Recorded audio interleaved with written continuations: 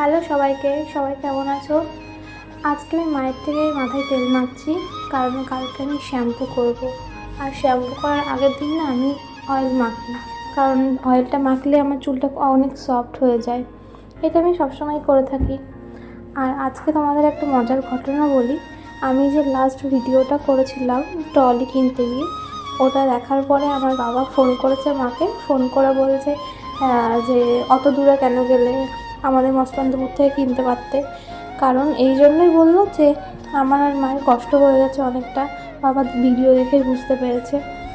তো যাই হোক, আমার খুব ভালো লাগলো যে আমার ভিডিওগুলো আমার বাবাই দেখে। এটার থেকে আর বড় খুশি কী হতে পারে। আর একটা কথা, পৃথিবীতে বাবা মায়ের সম্পর্ক সবথেকে ভালো সম্পর্ক। এটা তুমি যেখানেই যে বিপদেই পড়ো না কেন, তারাই তোমার সাথে লাস্ট পর্যন্ত থাকবে। আর কোনো সম্পর্কে বিশ্বাস করা যায় না। তো আমার বাবা মা আমার কাছে সবথেকে সেরা।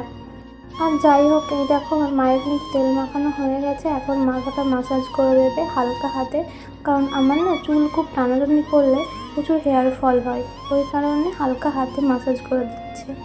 আমার মুখটা দেখে বুঝতেই পারছো আমি কতটা রিল্যাক্স ফিল করছি। যাই হোক, তোমরা কমেন্ট করে জানিও কে কে শ্যাম্পু করার আগের দিন অয়েল মাখো।